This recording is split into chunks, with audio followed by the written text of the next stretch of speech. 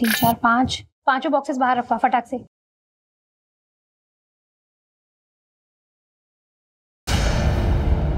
अरे रोहन, ये बॉक्सेस वहां क्यों पड़े हैं?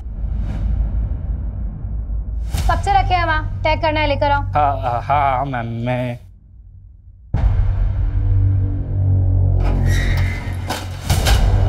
अरे रोहन, बॉस के कैबिन में क्यों लेकर जा रहे हो?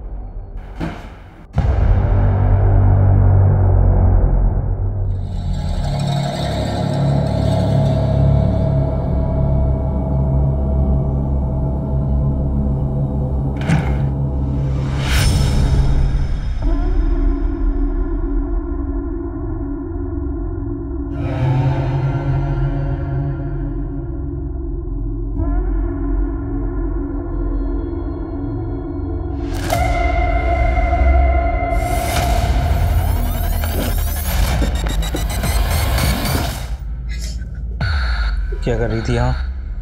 सब वो लाइट ऑफ करने आई थी। आइंदा से बिना पूछे मेरे कैबिन में मत आना। जी।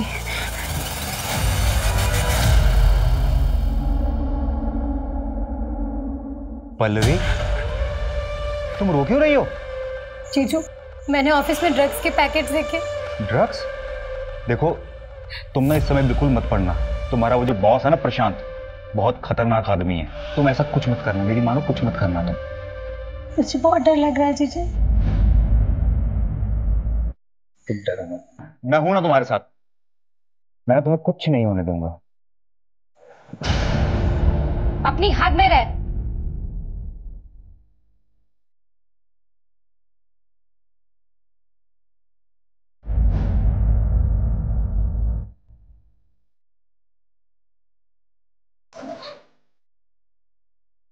पल्लवी, ये कैसे कपड़े पहन के रखे हैं? ढंग के कपड़े नहीं पहन सकती? दीदी, मुझे समझ नहीं आता कि औरतों की ऐसी क्या मजबूरी होती है कि पति की इतनी बड़ी गलतियों को बस ऐसे ही इग्नोर कर देते हैं। ठीक है, छोटे कपड़े पहने, स्किन दिख रही है, तो मतलब ये नहीं है कि इनविटेशन मिल गया कि चाहे जब आओ और चांस मारो। अच्छा मेरी बात सुन, ये क्या कर रही है तू? मैं जा रही हूँ। कहाँ जा रही है? अपने एक दोस्त के यहाँ कुछ दिन वहीं रहूंगी और उसके बाद रेंट पर शिफ्ट हो जाऊंगी। सुन, ना तो तू कहीं जाएगी और ना ही अपने बॉस के खिलाफ कोई कंप्लेन करेगी। मैं जा रही हूँ और बाकी सामान बाद में लेकर जाऊंगी। आप सोचिए ना दीदी, जो आदमी आपके घर में रहकर आपकी बहन की इज्जत पे हाथ डाल सकता है, वो बाहर जाकर क्या कुछ नहीं करता होगा। अरे मैं तुम्हें छोड़ दूं कहीं? Thank you. क्या एटीट्यूड है इस लड़की में।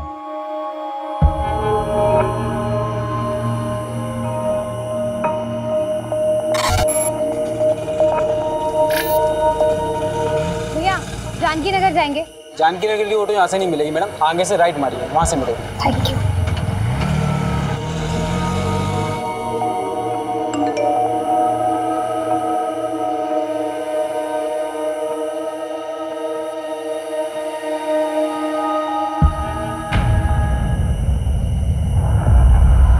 जरा सी भी आवाज निकाली ना तो जान से मार डालूंगा।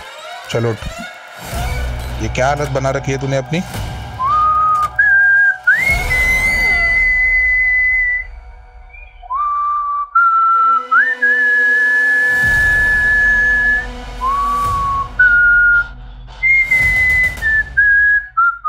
क्या कर रहे हो ये सब? प्लीज मुझे जाने दो, प्लीज।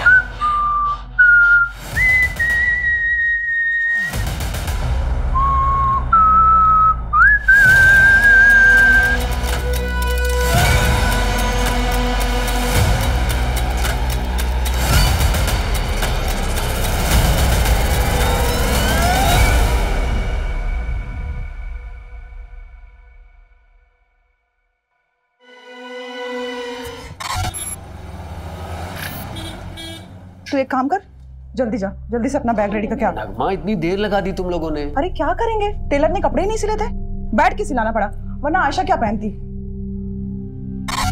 बहुत लेट हो गया। नगमा, ये फातिमा को सलामी पर दे देना।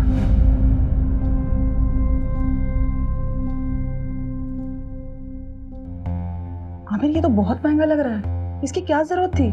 हम उनको तोहफे में बहुत सारे कपड़े दे रहे हैं ना। नगमा, तुम्हारी खाला ने हमारे निकाह पर बहुत कीमती सेट दिया था, इतना तो करना ही चाहिए ना। कम से कम तुम उनके ताने सुनने से बच जाओगी। आमिर, लेकिन आगे आयशा का बोर्ड का एग्जाम है, इतने सारे खर्चे हैं, और वैसे भी शादी में बहुत खर्चा हो चुका है। मैं मैनेज करूंगा, तुम टेंशन मत लो। उज्जैन जाना है कि नहीं जाना? चलो जल्दी करो।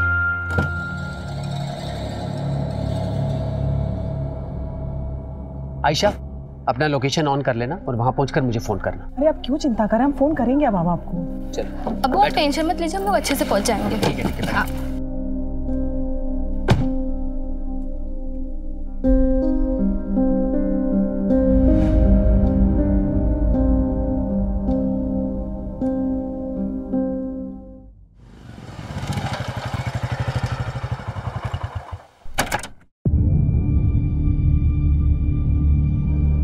अर्जुन, कल से काम पर मत आना, आकर अपनी सैलरी ले लेना। क्या हुआ आमिर भाई, सब ठीक तो है? एक हफ्ते में दूसरी बार कंप्लेंट आई है तुम्हारी। वो तो तुम्हारी बीवी पेट से है, इसलिए मैंने पिछली बार माफ करवा दिया था, पर अब मैं कुछ नहीं कर सकता। कोई दूसरा काम ढूंढ लो। आमिर भाई, क्या है ना कि नई जगह जाऊंगा, नया जॉब ढूंढूंगा, नए दोस्त यार मिलेंगे। अब दोस्ती यार में थोड़ा पीना पाना तो हो गई, उस नशे के चक्कर में कभी आपके घर की असलियत निकल गई तो ना। अरे नहीं निकलेगी नहीं, बोलूँगा नहीं। इन क्या है, नशे में जबान पे काबू थोड़ी रहे। कमीने, मैंने तेरे साथ इतना कुछ किया और तू मुझे ही धमकी दे रहा है। अब देखता हूँ कैसे ऑफिस में आता है तू, और कैसे अपने बचे हुए 20 दिन की पगार लेता है। मैं भी देखता हूँ कैसे मिलेगा तू पैसे मिलेगा। आयशा बेटा, अब्बू को लोकेशन भेजा? अब का भेज दे।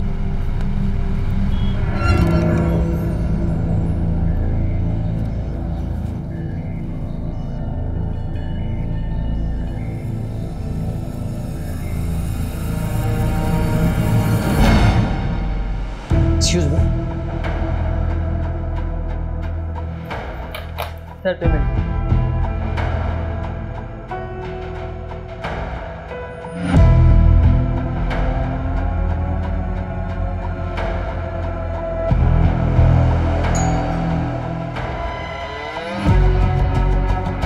कैसी हो रोशनी?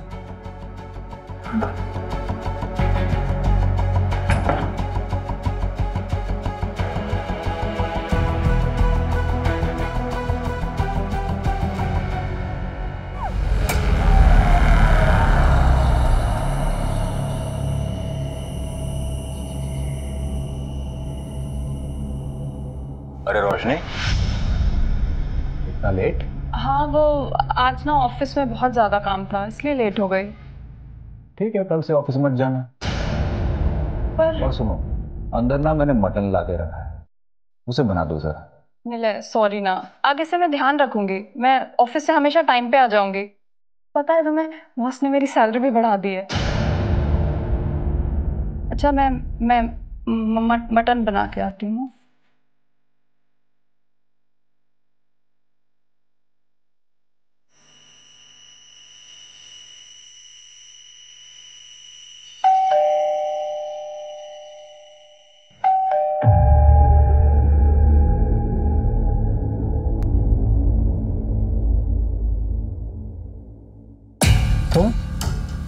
तुम्हारी हिम्मत कैसे हुई यहाँ आने की? यहीं रुको, मैं बताता हूँ तुम्हें। सर, आज सुबह ही बीवी नगमा और बेटी आयशा उज्जैन से लौटे हैं।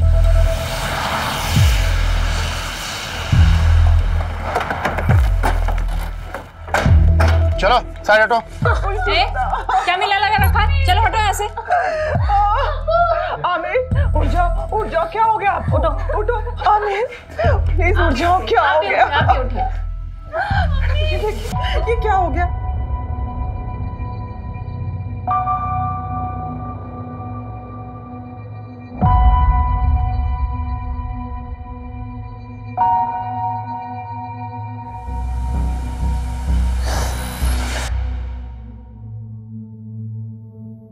देखिए नगमा जी, मैं जानता हूं कि ये सही वक्त नहीं है, लेकिन इन्वेस्टिगेशन भी जरूरी है। आप हमें बता सकती हैं कि जब आप यहाँ वापस आई तो आपने सबसे पहले क्या देखा?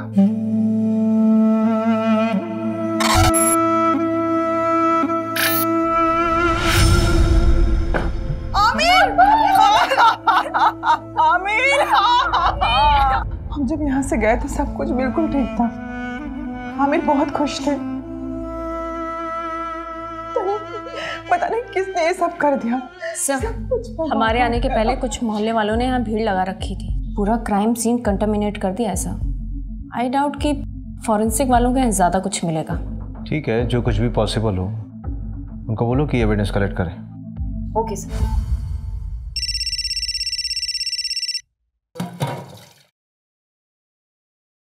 हेलो हेलो दीदी, दीदी प्लीज मुझे बचा लीजिए। नहीं मुझे नहीं पता मैं कहाँ, पर प्लीज दीदी मुझे बचा लीजिए, वो मुझे मार देगा। कौन मार डालेगा पल्लवी?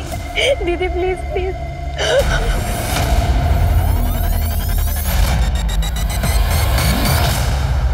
नहीं सर, हमें किसी पर कोई शक नहीं है। अच्छा, आप लोगों के उज्जैन जाने से पहले आमिर का किसी से लड़ाई झगड़ा हुआ था या फिर आपकी फैमिली में कोई इशू? आमिर बहुत अच्छे इंसान थे, उनकी किसी से कोई दुश्मनी नहीं थी। पानी लीजिए। घर से कोई सामान गायब हुआ था? हाँ, मेरा लैपटॉप गायब था और अब्बू का फोन। ठीक है, डिटेल्स दे दीजिए। अगर इसके अलावा कुछ भी याद आए तो हमें बताइएगा जरूर। अभी जा सकते हैं आप।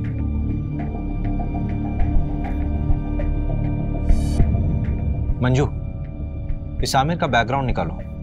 Okay sir. आखिर ऐसा कौन हो सकता है जो उससे इतनी नफरत करता हो?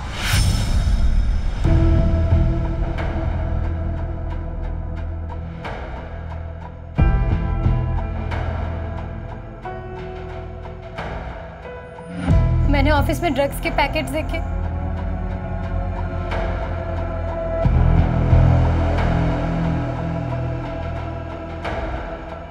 रोशनी? आमिर? रोशनी तुम इतने सालों बाद? कैसी हो? क्या बात है, कुछ परेशान लग रही हो। सब ठीक तो है ना? आमिर, मुझे तुम्हारी हेल्प चाहिए। हाँ हाँ बोलो। गुड मॉर्निंग सर, मैं रोशनी वर्मा जॉब इंटरव्यू के लिए आई हूँ। यस, कम इन। आमिर ने बताया था मुझे। फाइल? Yes sir. तो ये तुम्हारी पहली जॉब है? Yes sir. कंप्यूटर नॉलेज है? जी सर, पूरी मेहनत से काम करूंगी। मेहनत से नहीं रोशनी, स्मार्टनेस से काम करना होगा। करोगी ना? जी। आमिर के अकाउंट से एक होटल में रेगुलर पेमेंट्स दिखा रहा है, ऑलमोस्ट एवरी वीक। मैंने उस होटल में फ़ोन किया था तो वहाँ के रिसेप्शनिस्ट ने बताया कि आमिर यहाँ एक औरत के साथ आया करता था और दिए गए आईडी के मुताबिक उस औरत का नाम रोशनी वर्मा है। ये देखिए। इसका मतलब आमिर का एक्स्ट्रा मैरिटल अफेयर था। सर फिलहाल तो ऐसे ही लग रहा है। मैंने उस होटल की सारी सीसीटीवी फुटेजेस मंगा ली है। ये देखिए सर, ये वाली फुटेज, ये मर्डर के 2 दिन पहले की है।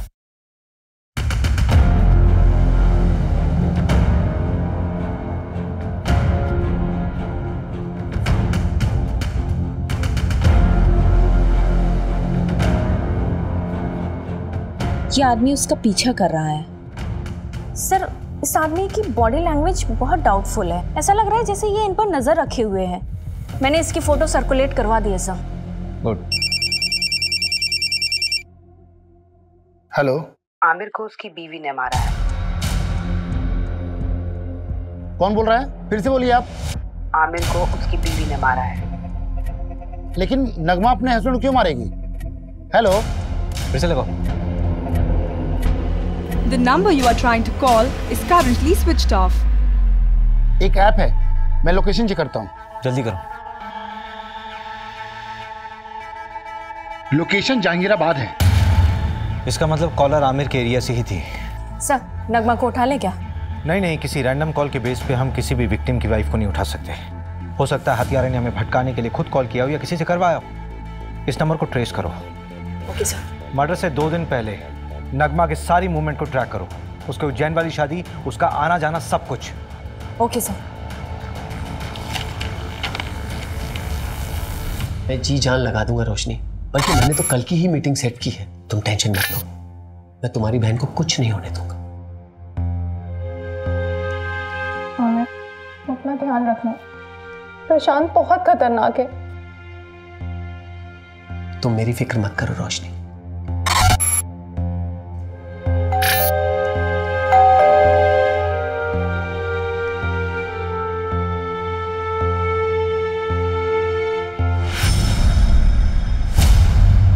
हमारा कोई अफेयर नहीं था। मैं और आमिर तो एक कॉलोनी में रहते थे और बचपन से ही एक दूसरे को जानते हैं। और वापस अभी 4-5 महीने पहले ही मेरी उससे मुलाकात हुई थी। ये चोट कैसे लगी? क्या हुआ है? कुछ नहीं मैम, वो किचन में काम करते टाइम लग गया। तुमने कहा कि आमिर सिर्फ तुम्हारा दोस्त था, बचपन का दोस्त, तो फिर होटल में क्यों मिलते थे? क्या हुआ रोशनी? ये पुलिस क्यों आई है? वो आमिर का मर्डर हुआ है, उसी सिलसिले में पूछताछ करने के लिए आए हम लोग। कौन आमिर?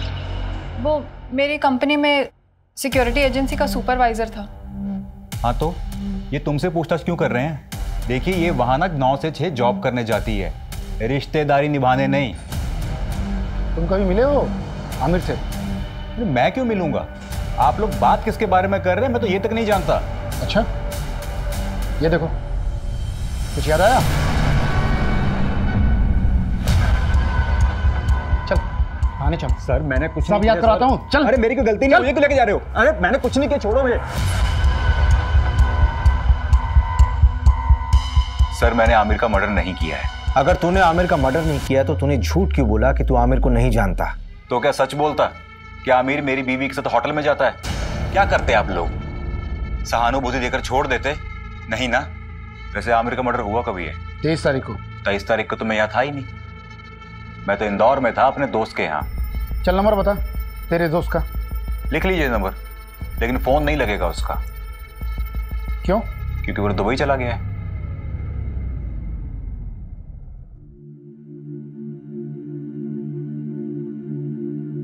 मास्टर जी इस बार फिटिंग बहुत अच्छी बनाना, हम शादी में जा रहे हैं। भाभी जी हाथ ऊपर करिए,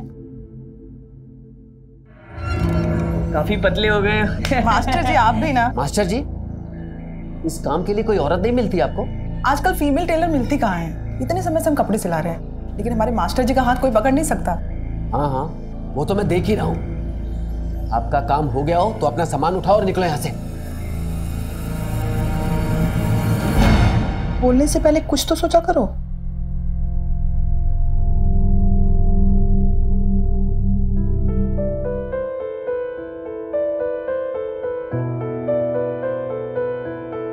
हैप्पी बर्थडे नगमा। अभी तक नाराज हो नगमा? प्लीज मुझे माफ कर दो। और वो जो टेलर मास्टर के सामने आपने किया, वो क्या सोच रहे होंगे वो? अच्छा तो माफी से काम नहीं चलेगा, तो मुर्गा बन जाता हूं मैं। अच्छा बस, अब ज्यादा नौटंकी करने की जरूरत नहीं है, चलो उठो। Happy birthday to you, happy birthday to you.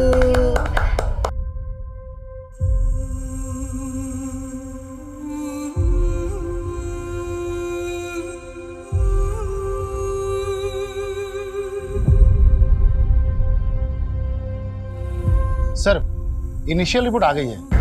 Aamir को करीब रात 11 से 1 के बीच मारा गया। जिस कैब से वो लौटे थे वो ट्रैक किया? नहीं, ऑनलाइन बुक कैब होती तो इजीली ट्रैक हो जाता। वैसे उज्जैन के सारे ड्राइवर से बात हो रही है। सर उज्जैन से एक और बात पता चली है, नगमा का शादी से पहले किसी फरहान नाम के लड़के से अफेयर था। तो शादी से पहले था ना? नहीं सर, अभी भी है। नगमा जिस शादी के लिए उज्जैन गई थी ना, वहां से 2-3 घंटों के लिए गायब थी, उसी फरहान से मिलने के लिए। फरहान? नगमा 2.5 लाख है, बाकी अगर और जरूरत पड़े तो बता देना। Thank you Farhan. लेकिन नगमा हम कब तक ऐसे छुप छुप के मिलते रहेंगे?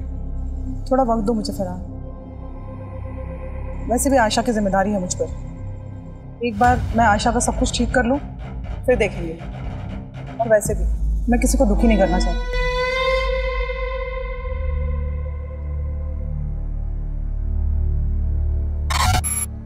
तो ठीक है, बैठ।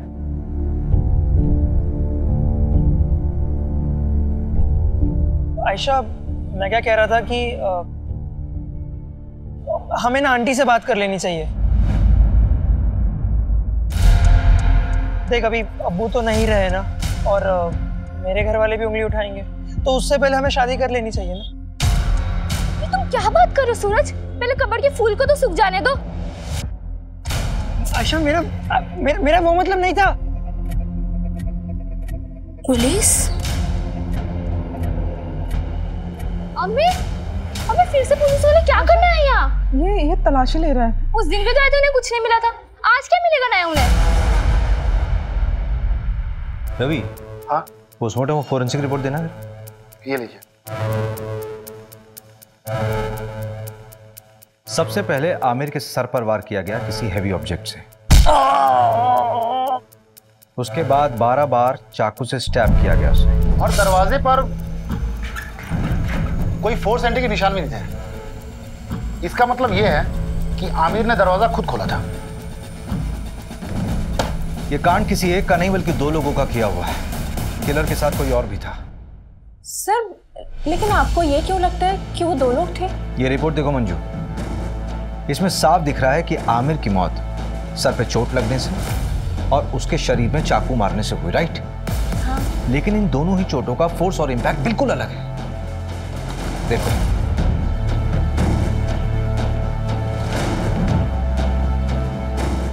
एक काम करो, इस घर की एक बार फिर से अच्छे से तलाशी लो। ठीक है। Okay sir.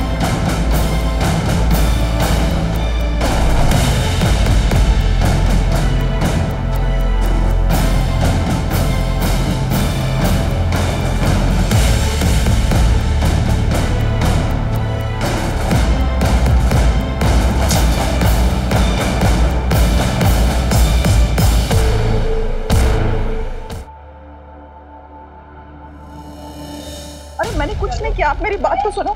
मैंने कोई खून नहीं किया। आयशा, आप नहीं मार सकती हैं। हम तो शादी में उज्जैन गए थे, अम्मी नहीं कर सकती हैं। आयशा,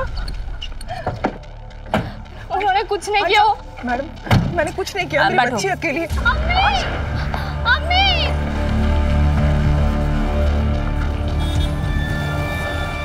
सर, ये नगमा तो अभी तक कुछ काम का बोली ही नहीं है। बोलेगी। एक बार चाकू की फोरेंसिक रिपोर्ट तो आने दो। आखिर ये चाकू उसी के घर से बरामद हुआ था ना, उसी की अलमारी से। Yes sir. रवि भाई, तुम कहाँ बिजी हो? ये फाइल आमिर के घर से मिली थी, वही पढ़ रहा था। इसमें एक एफआईआर कॉपी है। 4 महीने पहले रोशनी ने न्यूमार्ग थाने में एक एफआईआर दर्ज करवाई थी अपनी सगी बहन के किडनैपिंग। किडनैपिंग? स्ट्रेंज। इसका मतलब है रोशनी 2 विक्टिम से जुड़ी हुई। एक तो उसकी खुद की बहन जो 4 महीने से लापता है, और एक दूसरा आमिर। लेकिन सबसे बड़ा सवाल ये उठ रहा है रवि कि ये फाइल आमिर के पास क्या कर रही थी? अजीब तो है। ये देखिए, इस फाइल में ना कई सारे एड्रेसेस हैं, और ये फोटो देखिए आप।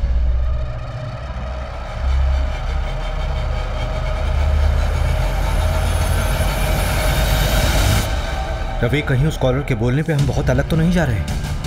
हम नगमा से पूछताछ कर रहे हैं और मालूम चले कि केस कुछ और ही। एक काम करो, रोशनी को थाने बुलाओ।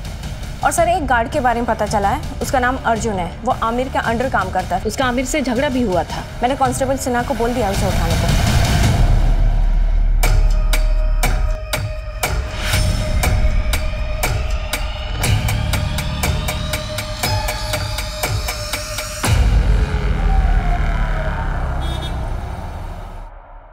सर, मैं सच कह रहा हूँ, मैंने कुछ नहीं किया, मैंने किसी को नहीं मारा है।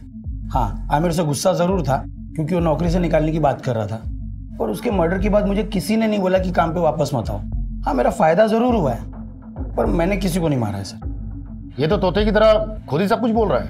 हाँ सर, वो हमारे साथ का ही था। बस सुपरवाइजर बनने के बाद उसको अचानक बहुत गुस्सा आने लगा। हर छोटी छोटी बात पे चिढ़ जाता था। तेरे मुँह से ही पहली बार सुन रहा हूँ कि आमिर को गुस्सा आता था। हाँ सर, आप चाहे तो वो आयशा के बॉयफ्रेंड सूरज, हाँ सूरज से भी पूछ सकते हैं। मैंने ही पकड़ा था उन दोनों को मार्केट में, और आमिर को खबर देके मैंने ही बुलाया था। यार, मजहबी लड़के के साथ घूमती है। ये आजादी दी थी मैंने तुझे। मेरे नीचे काम करने वाला अर्जुन ये मुझे फोन करके बताता है कि अपनी बेटी को संभाल लो। क्या इज्जत रह गई? सर, हम शादी करना चाहते हैं सर। सर, मैं प्यार करता हूँ इसमें सर। आज के बाद इसके साथ नजर आया ना तो जान से मार दूंगा तुझे। सर प्लीज, भाग यहाँ से। पल्लवी के लिए मैं कहाँ कहाँ नहीं भागी सर, पर किसी ने मेरी मदद नहीं की। सिर्फ आमिर मेरी मदद कर रहा था। पल्लवी की कोई दोस्त थी जहां वो गई थी, उसका नाम या पता मालूम चल सकता है? पता नहीं, उस दिन पल्लवी ने मेरे किसी मैसेज का रिप्लाई नहीं किया। मुझे लगा शायद गुस्सा है इसलिए नहीं किया। फिर अचानक एक दिन कॉल आई और तब मुझे पता चला कि वो किडनैप हुई है। पर प्लीज दीदी मुझे बचा लीजिए, वो मुझे मार देगा। मुझे पता है सर, ये सब उस प्रशांत का किया धरा है। मेहनत से नहीं रोशनी, स्मार्टनेस से काम करना होगा। नाम के लिए तो उसकी एक कुरियर एजेंसी है, लेकिन असली पैसा ड्रग्स बेच के कमाता है। कुरियर बॉक्सेस में ड्रग्स डाला जाता है और लोगों को कुरियर की तरह डिलीवर किया जाता है। और क्योंकि ये सब लोकल डिलीवरी होती है इसलिए कभी चेकिंग में भी नहीं आता। पल्लवी ने ड्रग्स देख लिया था। सब मेरी गलती है सर, मुझे उसे अकेले जाने ही नहीं देना चाहिए था। मेरी मदद तो पुलिस ने भी नहीं की। प्रशांत का नाम तक नहीं लिखा एफआईआर में। उल्टा मुझसे कहने लगे कि तुम्हारी बहन किसी के साथ भाग गई होगी। हम ढूंढेंगे उसे, इट्स अ प्रॉमिस। तो जब हम तुम्हारे घर आए थे तब क्यों नहीं बताया था ये सब? आमिर, ये देखो, किसी बैंक का अकाउंट नंबर है, SRV बैंक। रोशनी, ये स्विट्जरलैंड का बैंक है। एक मिनट, ये डायरी जहां से उठाई है वहीं रख दो।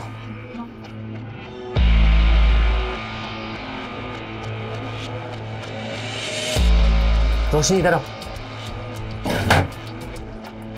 ये प्रशांत की प्रॉपर्टीज के पेपर है, उसके नाम कई प्रॉपर्टीज है। आमिर, शायद यहीं कहीं रखा हो उसने पल्लवी को। चलो हम अभी चेक करके आते हैं सारे एड्रेस। नहीं नहीं नहीं रोशनी, अभी बहुत लेट हो चुका है, तुम घर जाओ। लेकिन मेरे पल्लवी, हड़बड़ी का काम नहीं है, बहुत रिस्की है। हम लोग कल मिलेंगे। चलो अभी इसको वापस ले आओ। चल चल जल्दी चल।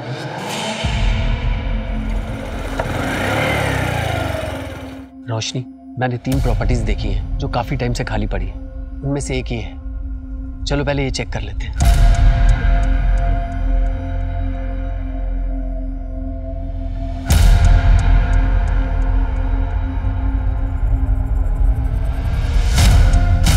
रोशनी, यहां तो कोई नहीं। चलो दूसरी प्रॉपर्टी में देखते हैं।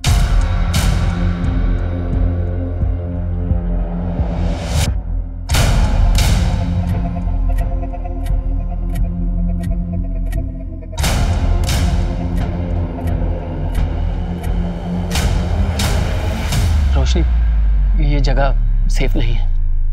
बाकी के एड्रेस मैं कल खुद आके चेक करूंगा, तुम मत आना। अब चलो।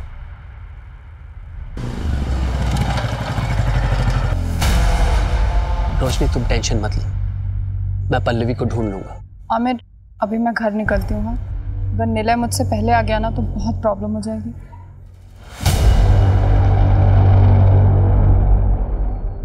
मैं बहुत डर गई थी, शायद प्रशांत को सब पता चल गया था और पल्लवी तो अभी भी उसके कब्जे में है। आमिर को भी उसने मरवा दिया। सब मेरी वजह से हुआ है। वो प्रशांत कुछ भी कर सकता है। पता नहीं अब पल्लवी मुझे कभी मिलेगी भी या नहीं। आमिर के अलावा तो किसी को नहीं पड़ी थी उसे ढूंढने की। हम ढूंढेंगे उसे, इट्स अ प्रॉमिस। आप चिंता मत कीजिए, आप जाइए, पल्लवी को ढूंढना हमारी जिम्मेदारी है।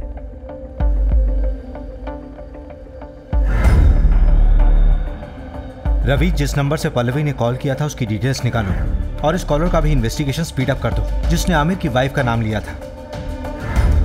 इस प्रशांत को यहाँ बुलाओ। ठीक है, उसे बुलाता हूँ थाने। लेकिन काफ़ी टाइम हो गया, पल्लवी जिंदा मिलेगी मुश्किल लगता है।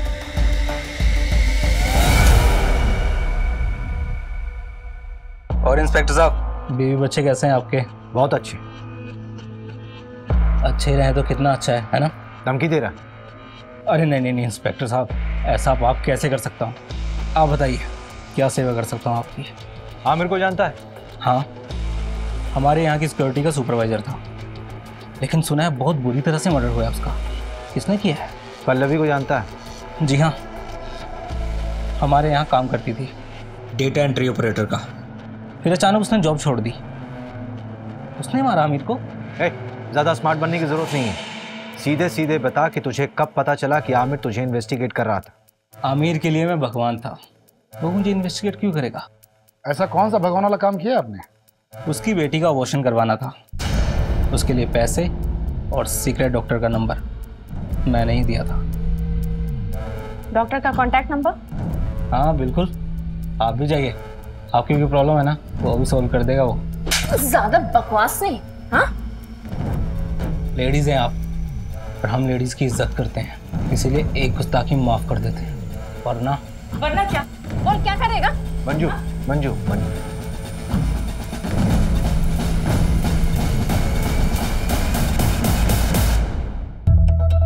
नहीं सर, हमारे यहाँ ऐसा कुछ भी गलत काम नहीं होता। एक तो बिना पुलिस को इन्फॉर्म किए एक नाबालिग लड़की का अबॉर्शन करा दिया, ऊपर से झूठ बोल रहे हो। अभी तो सिर्फ तुम्हारा लाइसेंस रद्द करूंगी, अगर और झूठ बोला ना तो सीधा जेल में डाल दूंगी। नहीं मैडम, ऐसा मत करना, मैं आपको सच्चाई बताता हूँ। आमिर 4 हफ्ते पहले ही आया था अपनी बेटी को लेके अबॉर्शन के लिए। आयशा, अभी तो सिर्फ 2 महीने हुए हैं, अभी तो अबॉर्शन हो सकता है। और आमिर, तेरी बेटी तो अभी नाबालिग है, पुलिस केस हो सकता है। डॉक्टर साहब, मेरे बच्चे की जिंदगी खराब हो जाएगी। वो लड़का इसकी क्लास का है, उसे जब खबर मिली तो वो घबरा गया। डॉक्टर साहब, आप इसका अबॉर्शन कर दीजिए, हमें कोई पुलिस केस नहीं करना। नहीं अब्बू, जो कुछ हो रहा है तेरे अच्छे के लिए हो रहा है। मैं ताने सुन सकता हूँ, लेकिन तू ताने नहीं सुन सकती। छोटे बच्चे की परवरिश करना इतना आसान नहीं है, खासकर जब उसका बाप उसके साथ ना हो। अब्बू ने मेरा साथ दिया था। तुम्हारा अबॉर्शन हुआ तो डेफिनेटली तुम्हें सूरज से भी मिलने से रोका गया होगा, तो क्या इन सारी बातों को लेकर सूरज गुस्सा था क्या आमिर से? देखिए, ना सूरज ने अब्बू को मारा है और ना अम्मी ने अब्बू को मारा है। आप शुरू से गलत इन्वेस्टिगेट कर रहे हो। देखो आयशा, अगर तुम्हें ये लगता है कि तुम्हारी मम्मी बेवजह लॉकअप में बंद है तो तुम्हें ही उनकी मदद करनी होगी ना, नहीं तो वो जिंदगी भर किसी और के जुर्म की सजा काटती रहेंगी। नहीं, ऐसा बिल्कुल नहीं होगा। वकील ने कहा है क्योंकि कल तक जमानत हो जाएगी, उसके बाद वो कभी भी जेल नहीं जाएगी। अम्मी ने कुछ भी नहीं किया है, इसलिए आप लोगों को कोई सबूत नहीं मिल रहा है। अब आप जाइए। न्यू मार्ग थाने बात हुई, लोकल पुलिस ने पल्लवी केस में प्रशांत से पूछताछ की थी, लेकिन उन्हें भी प्रशांत के खिलाफ कुछ भी नहीं मिला। हो सकता है पल्लवी अपनी मर्जी से कहीं गई होगी। जिस नंबर से पल्लवी ने कॉल किया था वो नंबर भी ट्रेस नहीं हो रहा है, फेक आईडी पे लिया गया था और स्विच ऑफ हो गया। पर सर, पल्लवी को गायब करने का मोटिव तो बनता है प्रशांत के पास। नगमा का एक्स गर्लफ्रेंड फरहान का भी कुछ पता नहीं। हाँ, एक बात पता चली है, उसने नगमा को 2.5 लाख रुपए उधार दिए थे। 2.5 लाख है, बाकी अगर और जरूरत पड़े तो बता देना। अब इतने पैसों की उसे क्या जरूरत पड़ी, ये तो नगमा ही बता सकती है। ऊपर से मिस्ट्री कॉलर का अभी तक नहीं पता लगा जिसने नगमा का नाम लिया था। टेक्निकल टीम ने बताया कि यूज किया हुआ सिम और फोन दोनों ही फर्जी तरीके से खरीदे गए थे। हो सकता है बाद में डिस्ट्रॉय कर दिए होंगे, क्योंकि दोबारा उनसे कॉल नहीं हुआ है। इसका मतलब we are back to the square one here. हमारे पास सिर्फ ये सीसीटीवी फुटेज है जो पल्लवी की किडनैपिंग साइट से हमें कैमरे के थ्रू मिली। देखते हैं क्या होगा इसमें।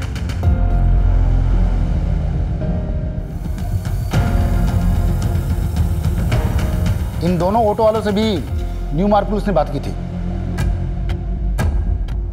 पल्लवी ने यहीं पे उन 2 ऑटो वालों से बात की थी। इसी कैमरे का फुटेज देखा था ना हमने।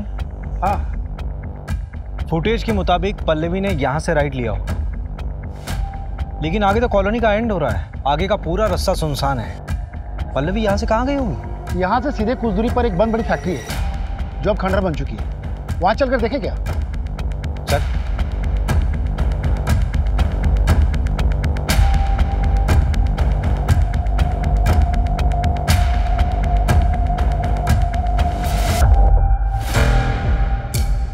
जीन्स से बांधा गया था, मेकअप का सामान।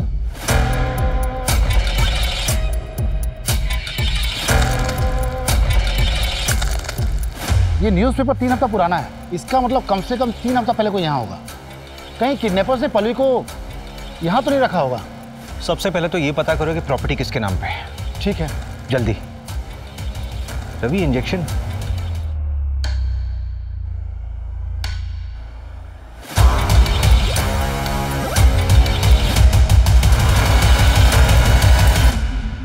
सर, इनकी बेल हो गई।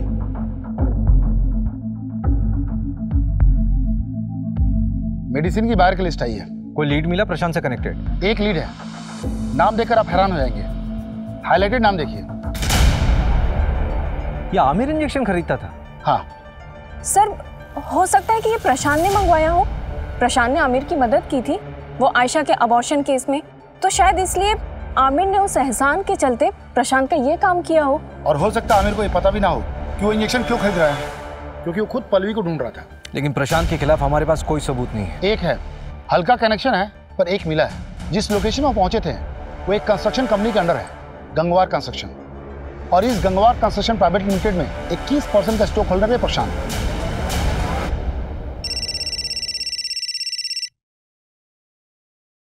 हेलो, गाड़ी में बैठो।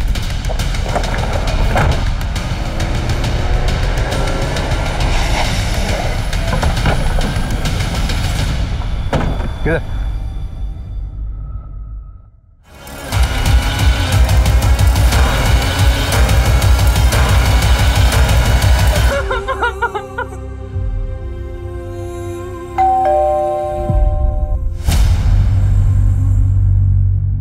आप लोग फिर से? इस बार तुम्हें बेल नहीं होने वाली। चाकू की फोरेंसिक रिपोर्ट आ गई है, तुम्हारे फिंगरप्रिंट्स मैच हुए हैं। फोरेंसिक रिपोर्ट के मुताबिक इस चाकू में जो खून मिला है उस खून में हीमोग्लोबिन लेवल कम है और ब्लड क्लॉट थोड़ा ज्यादा। तो ये जो खून इस चाकू में मिला है वो विक्टिम के मर्डर के कम से कम 24 से 48 घंटे बाद का है, मतलब पोस्टमार्टम के बाद का ब्लड है। आमिर को उसकी बीवी ने मारा है।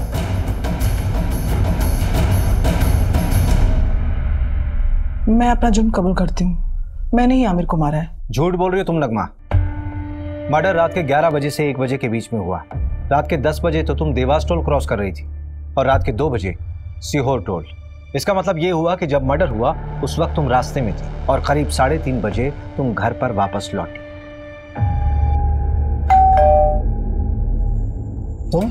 तुम्हारी हिम्मत कैसे हुई यहाँ आने की? रुको, मैं तुम्हें अभी देखता हूँ। तू चल मेरे साथ जा। अब जो मैं कहूंगी तो वही करेंगे। चल। आयशा बोलो, क्यों किया ये सब? देखो मैं जानता हूँ तुम दूसरी कैब करके पहले ही भोपाल पहुंच गई थी और तुम्हारी माँ नगमा बाद में अकेली आई थी। देवास टोल नाके के सीसीटीवी फुटेज में तुम्हारी माँ कैब में अकेली दिखाई दे रही है। इसके आगे जाकर हमने इन्वेस्टिगेट किया तो पता चला कि मर्डर के समय तुम्हारी माँ घर पर थी ही नहीं। सबूत हैं हमारे पास। सर प्लीज, मैं आपके आगे हाथ जोड़ती हूँ, इसको छोड़ दीजिए। इसकी सजा मुझे दे दीजिए। ये अभी बहुत छोटी है, इसकी पूरी जिंदगी बर्बाद हो जाएगी। आयशा, मैं तुमसे पूछ रहा हूँ, बोलो क्यों किया तुमने ऐसा? नगमा तो तुम दोनों को भगाने वाली थी, फिर क्यों? बोलो आयशा। क्योंकि मैं नहीं भाग पा रही थी। कैसे चली जाती मैं? कैसे भूल गई ये सब कुछ? वो मेरा रेप करता था, मेरा खुद का बाप। जो अबॉर्शन करवाया था वो सूरज का बच्चा नहीं, वो कमीना आमिर का था। तुम्हारी अम्मी ने पैसों का इंतजाम किया था तो फिर क्यों नहीं चली गई? नहीं जाना था मुझे, नहीं भागना था। जब तक मैं उस कमीने को सजा नहीं दिला देती मैं नहीं भूल पाती है सब कुछ। लेकिन अब मैं भूल सकती हूँ, चैन से जी सकती हूँ, सूरज के साथ या फिर इस जेल में, पर जी सकती हूँ। पल्लवी का किडनैप भी आमिर ने किया होगा, उसी ने उसका रेप और मर्डर किया होगा। पोस्टमार्टम के मुताबिक जिस वक्त पल्लवी का मर्डर हुआ उस वक्त प्रशांत मुंबई में था।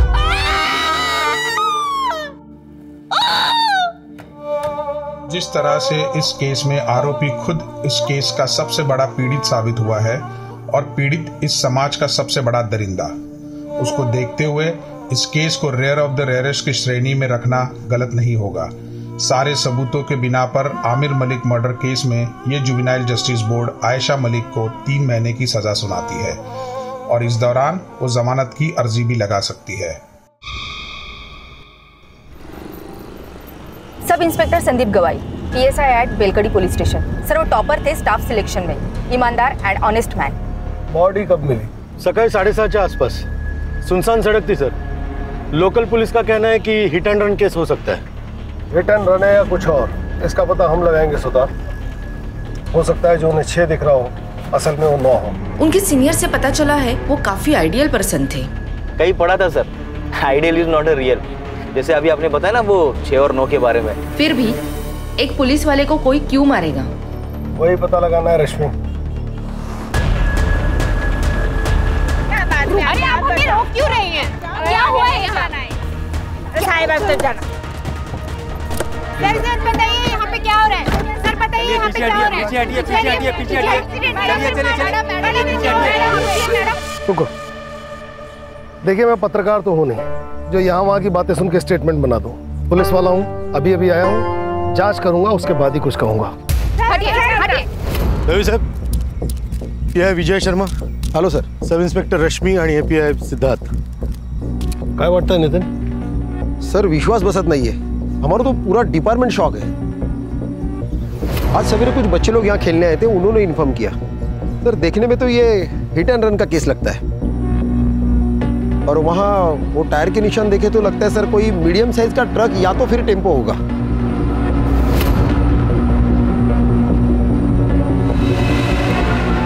ये हिट एंड रन नहीं, मर्डर है।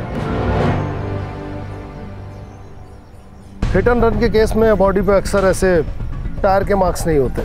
हिट एंड रन के केस में अक्सर बॉडी पार्ट जैसे ब्रेन, हार्ट, रीढ़ की हड्डी ये डैमेज होता है। इसे किसी ने यहाँ लिटाया है और उसके बाद इस पे ट्रक चलाया है। सर बहुत ही बहरे में से मारा है। ठीक से चेक करो इसे। रश्मि, इस केस से जुड़े सारे डिटेल्स चाहिए और संदीप के पर्सनल डिटेल्स भी। जलगांव के बेलकड़ी गांव पुलिस चौकी के PSI संदीप गवई की बेरहमी से मौत हो चुकी है, सड़क से मिली। पुलिस वाले को कौन मार सकता है?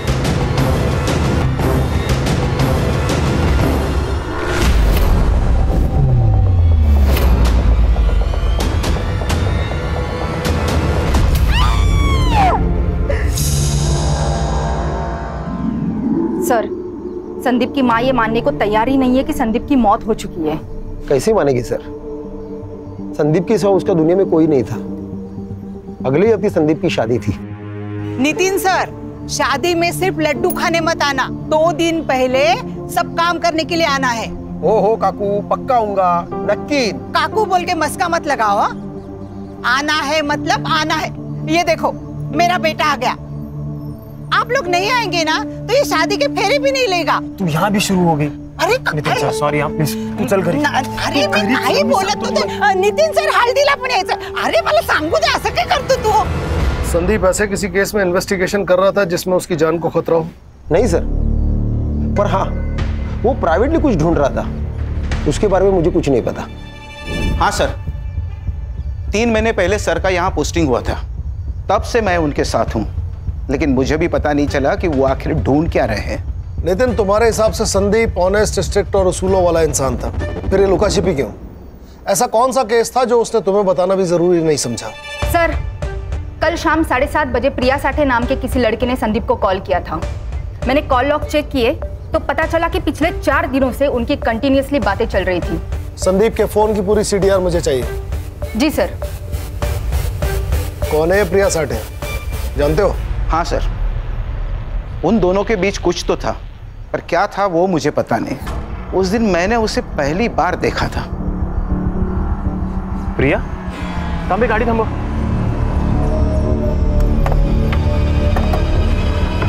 प्रिया,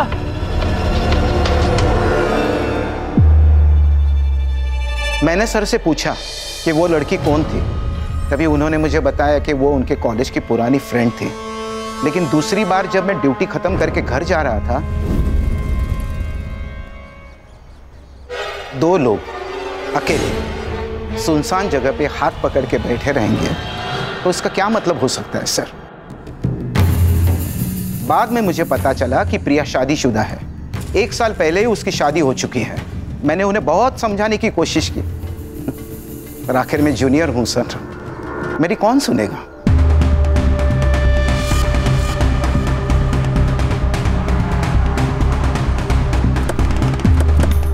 तुम्हारा संदीप के साथ क्या रिश्ता था?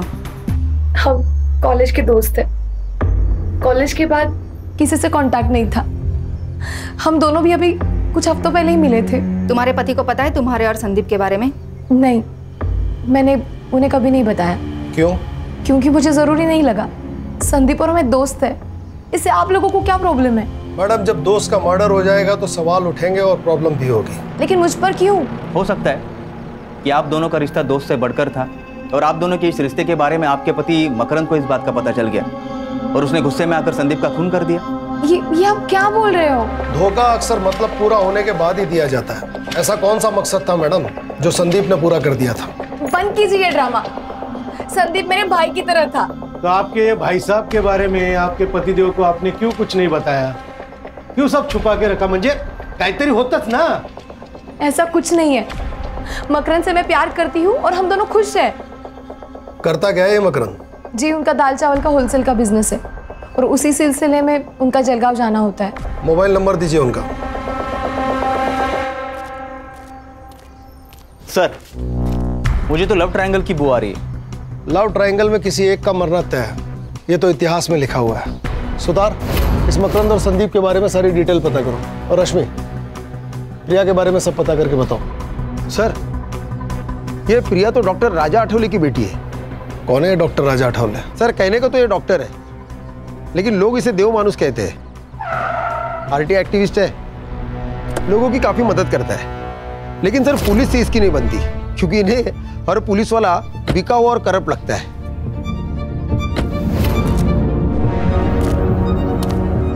अरे राजा साहब, आप क्या हुआ? क्या हुआ तुम्हें नहीं पता? जब जनता का सेवक ही जनता की सेवा ना करे तो मुझे तो आना ही पड़ेगा ना। ये मंजरी है, इसके पुरखों की जमीन को एक लोकल गुंडा हड़पना चाहता है। इसने कंप्लेंट दी पर तुम लोगों ने कोई एक्शन नहीं लिया। दरअसल राजा साहब, वो हुआ ये कि क्या क्या वो क्या मतलब ये विधवा है तो इसकी कंप्लेंट को तुम सीरियसली नहीं लोगे? ये मत समझना कि अकेली है, इसका भाई अभी जिंदा है, राजा आठवले। और सुनो, अगर कल तक उस रघु का तुमने कोई बंदोबस्त नहीं किया ना तो परसों बिना बताए अपना रेजिग्नेशन डाल देना। रश्मि, ये तो एक अलग ही एंगल निकल के आ गया। कहीं ऐसा तो नहीं कि प्रिया के पिता डॉक्टर राजा आठवले को संदीप और प्रिया के बारे में पता पड़ गया और उसने गुस्से में आकर संदीप को मरवा दिया? सर, कहने को तो बहुत कुछ हो सकता है, लेकिन हम उस पर डायरेक्ट डाउट नहीं ले सकते। बड़े चाहने वाले हैं उसके। सर, अगर वो इन्वॉल्व है तो पूरे सबूत के साथ जाना पड़ेगा। कहाँ है इस डॉक्टर साहब और देव मानुष का क्लिनिक? आ जाओ। सर, आप निकल रहे हैं? हाँ, आज थोड़ा लेट हो गया। वो मैं आपके लिए मच्छी करी लेकर आई थी। अरे वाह, मतलब तुम्हें मेरा वीक पॉइंट मालूम है कि मुझे मच्छी करी बहुत पसंद है, वो भी तुम्हारे हाथों की। तो ठीक है, थोड़ा लेट और सही। एक काम करो, तुम प्लेट्स लगाओ, मैं हाथ धोकर आता हूँ। ठीक है?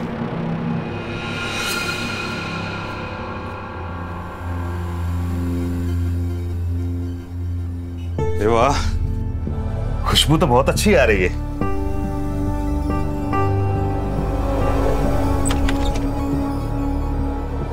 अरे भाई को आना, देख रुक्मिनी फिश फ्राई से लेकर आई है। ताई, या ना, मैं आपके लिए भी प्लेट लगाती हूँ। रहने दो रुक्मिनी, इतने प्यार से जिनके लिए लाई हो उन्हीं को खाने दो, कहीं कम ना पड़ जाए। क्या बोले जा रही हो, पागल हो क्या? आप क्यों भूल जाते हैं कि आपका एक घर है, बीवी है, परिवार है जो आपके लिए वेट कर रहा है, पर आप हमारी परवाह किए बगैर यहाँ एक पराई औरत के साथ खाना खा रहे हैं। सर, मैं आती हूँ।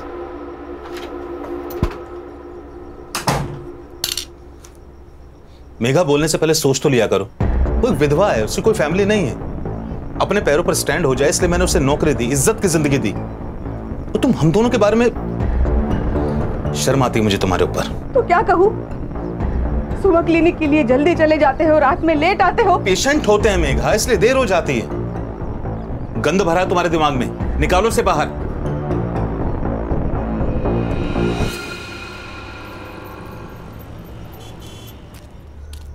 संदीप, संदीप! अरे ताई, तुम्ही इथे?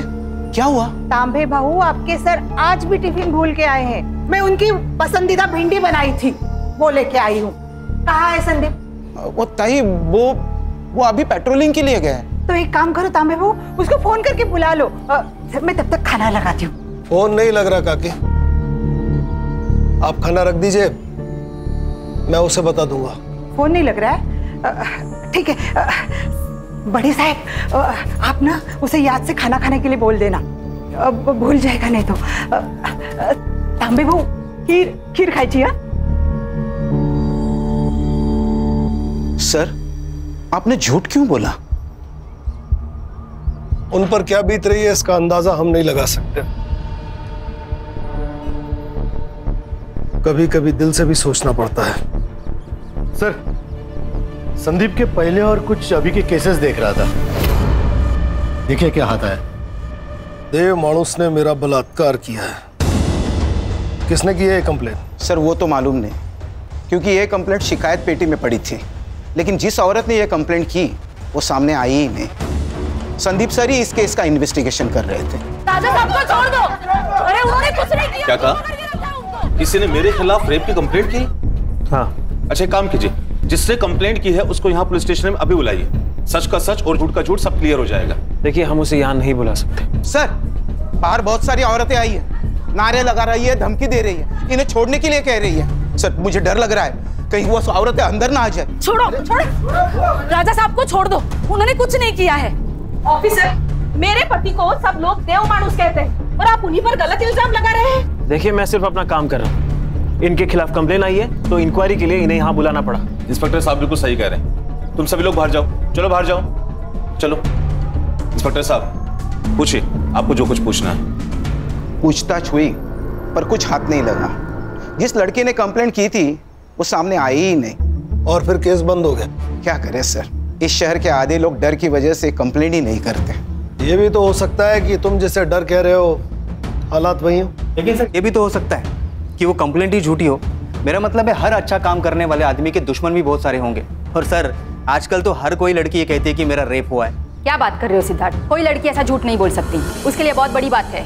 रश्मि मैडम, फेक एलिगेशंस के कितने केस आते हैं हमारे पास, और इन लड़कियों के फेक एलिगेशंस की वजह से कितने ही लड़कों की जिंदगी बर्बाद होते हुए देखी मैंने अपनी आंखों से। इसका मतलब है हर लड़की झूठी है? मैंने ये तो नहीं कहा ना, मैंने तो बस इतना कहा कि हर लड़की सच्ची नहीं होती। बस देखो तुम ज्यादा बस साला हर जगह शुरू हो जाते हो।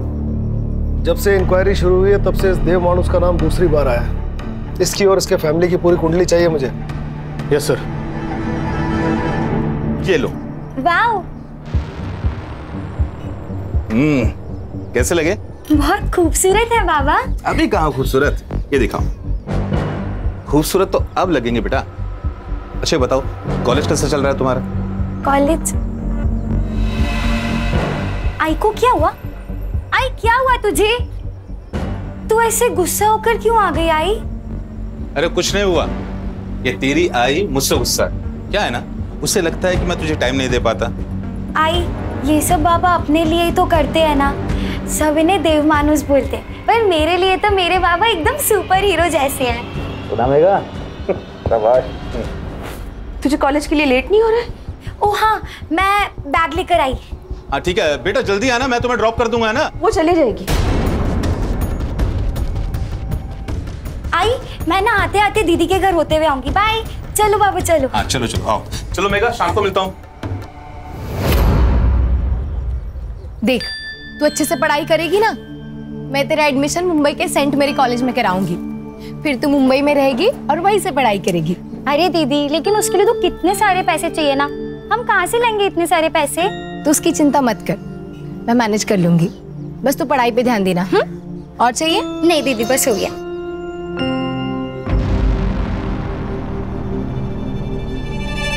ये कंगन कब खरीदे? ये तो मुझे आज सुबह ही बाबा ने दिए। कितने खूबसूरत है ना। निकाल कर फेंक दे।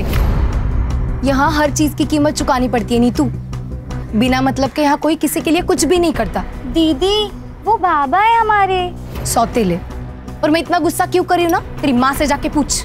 मुझे किसी से कुछ नहीं पूछना, तू जलती है मुझसे क्योंकि बाबा ने तुझे कुछ गिफ्ट नहीं दिया, मुझे कंगन दिए, इसलिए जा रही हूँ मैं। नीतू नीतू बात सुन मेरी। नीतू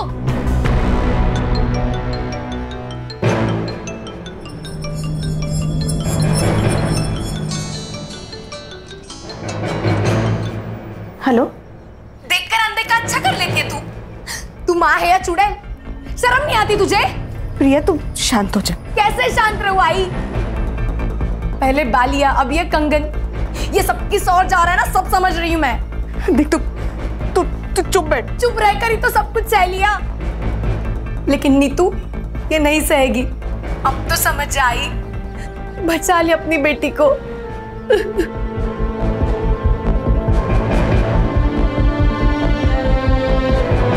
सर पोस्टमार्टम रिपोर्ट के अनुसार संदीप की मौत रात को 11 से 3 बजे के बीच हुई। एक्सीडेंट? नहीं सर आपने बिल्कुल ठीक कहा था, यहाँ सर के पीछे वार किया गया था सर, और सर बेहोशी की हालत में उसके ऊपर ट्रक चलाया गया। कौन कर सकता है ये सब? प्रिया, मकरन या फिर डॉक्टर राजा अठावले? सर संदीप के कॉल लोकेशन के हिसाब से वो मर्डर वाले दिन रात को 9:30 बजे अपने घर से निकला था और डॉक्टर राजा के क्लिनिक गया था। तब से उसका फोन स्विच ऑफ है। इसका मतलब सर जो कुछ भी हुआ है वो सुनसान सड़क और क्लिनिक के बीच हुआ है। सुतार, कुछ ज्यादा ही शरीफ नहीं है देव मानुस। एक औरत इसके खिलाफ कंप्लेन करती है, संदीप की मौत इसके क्लिनिक की ओर इशारा करती है। सर, ऐसे साधु संत बाबा बहुत देखे हैं मैंने जिंदगी में। एक बुरा काम छुपाने के लिए 10 अच्छा काम करेंगे। सर, अगर ये दोषी हुआ ना तो सबसे पहले इसको मैं ही मारूंगा सर। मैं मारूंगा? आपको लगता है संदीप को मैंने मारा? हो सकता है। उस दिन रात 10 बजे संदीप आपकी डिस्पेंसरी के आसपास था, फोन भी यहीं बंद हुआ। जो कुछ हुआ यहीं हुआ। देखिए, मेरा क्लिनिक मार्केट के बीचों बीच, और जहां तक मेरी बात है, मैं लगभग रात को 9:40 पर एक पेशेंट विजिट पे गया था। पेशेंट का नाम? शोभा वैद्य। रश्मि, शोभा वैद्य से मिलो और इस डॉक्टर अठावले की उस रात की लोकेशन वेरीफाई करो। या तो ये बहुत बड़ा शातिर है या फिर सच में देव मानुष। हो सकता है कि सर शिकायत पेटी की कंप्लेंट जेन्युइन हो और उसका इस केस से कोई रिलेशन ही ना हो सकता है। एक काम करो सिद्धार्थ, पिछले 6 महीने में डॉक्टर अठावले को जिन औरतों ने रेगुलर विजिट किया है उनसे पूछताछ करो, उनके हैंडराइटिंग सैंपल्स लो और उसे उस लेटर से मैच करो। ये इस केस को नई दिशा दे सकते हैं। पिछले 6 महीने में जो भी सुसाइड और मिसिंग केस हुए हैं उन सब की फाइल तांबे से लो, कुछ ना कुछ जरूर मिलेगा। समझ गया सर। सुधरो, चला। रश्मि, मकरंद का कुछ पता चला? जलगांव में ही है या कहीं और? पता नहीं सर, पिछले 24 घंटे से उसका फोन स्विच ऑफ आ रहा है और उसकी last call location बेलकड़ी bus stand थी। ये दोनों मियाँ बीवी मिलके कहीं हमें घुमा तो नहीं रहे? ये प्रिया के पास चले सर? तुम जाओ और जो मैं कहता हूँ वो बोलो। मुझे नहीं पता मकरंद कहाँ है। और तुम्हें कोई परेशानी नहीं है? मतलब तुम्हारा पति गायब है पर तुम्हारे चेहरे पे कोई चिंता नजर नहीं आ रही है। प्रिया, तुम संदीप को अपना दोस्त मानती थी ना, तो यही वक्त है अपनी दोस्ती निभाने का। मैं जानती हूँ संदीप के जाने का सबसे बड़ा दुख तुम्हें हुआ है। कुछ तो गलत हुआ है उसके साथ। वो बहुत खुश था। तू ही चॉइस कर ले यार। संदीप, मैंने सिर्फ उसकी फोटो देखी है, मैं तुम्हें सजेस्ट कर सकती हूँ। चॉइस तो तुम्हें ही करना पड़ेगा। हम एक काम करते, ये तीनों ले लेते। अच्छा, इतना प्यार? अभी से इतना प्यार करोगे ना तो तुम्हारी बीवी तुम्हें जोरू का गुलाम बना के रखेगी। संदीप एकदम परफेक्ट पति था, जैसा हर लड़की चाहती है। क्या तुम्हारे और मकरंद के बीच में कोई प्रॉब्लम्स थे? मुझे ऐसा लग रहा है कि तुम मकरंद के साथ खुश नहीं थी। बोलो प्रिया, मैं यहाँ तुम्हारी मदद करने आई हूँ। हमारी शादी को 1 साल हो चुका था। मकरंद बच्चे के लिए एकदम डेस्परेट हो गया था। एक दिन हम डॉक्टर के पास चले गए तो पता चला कि प्रॉब्लम मुझ में है, मैं उसे बच्चा नहीं दे सकती थी। उसी दौरान संदीप की पोस्टिंग यहाँ पर हो गई थी। उसे मैं अपने सारे प्रॉब्लम्स बताती थी, लेकिन मैं जानती थी कि मकरंद इस बात को नहीं समझेगा, इसलिए संदीप के बारे में मैंने उसे कभी कुछ नहीं बताया। संदीप का मर्डर और मकरंद का गायब होना, इसमें कुछ तो कनेक्शन हो सकता है प्रिया। तुम जानती हो मकरंद कहाँ हो सकता है? मकरंद का हमेशा जलगांव आना जाना होता है। वहां पर उसका जो दोस्त है अजित देशमुख, शायद उसे कुछ पता हो। देखो सर, इन दोनों की हैंडराइटिंग भी मैच नहीं हो रही। सर, मेरी उत्तरा बीमारी से तंग आ गई थी सर। रात रात भर रोती थी, उसे जीना ही नहीं था, इसलिए उसने खुदकुशी कर ली। उत्तरा राजा अठावले की पेशेंट थी, हो सकता है कि बात कुछ और हो। 1 मिनट, आप राजा साहब पर शक कर रहे हो? अरे देव मानुस है वो। मैं आज जो स्कूल में क्लर्क की जॉब कर रहा हूं ना, उनकी वजह से मुझे और उत्तरा को हमारे बुरे समय से उन्होंने निकाला था। देखिए सर, मुझे इस बारे में आपसे कोई बात नहीं करनी, आप प्लीज जाइए। मेरे पति को मरे बहुत साल हो गए सर। ये कौन सा एप्लीकेशन फॉर्म है? क्या है ना मैडम, हम ग्राम पंचायत से आए हैं। वो क्या है ना, सरकारी कामकाज रहता है तो रोज नए नए फॉर्म, नए नए कागज लगते रहते हैं। बस अब हाँ, आप बस ये फॉर्म भर कर दीजिएगा, बाकी हम लोग देख लेंगे। हाँ बस। हाँ, ये लीजिए।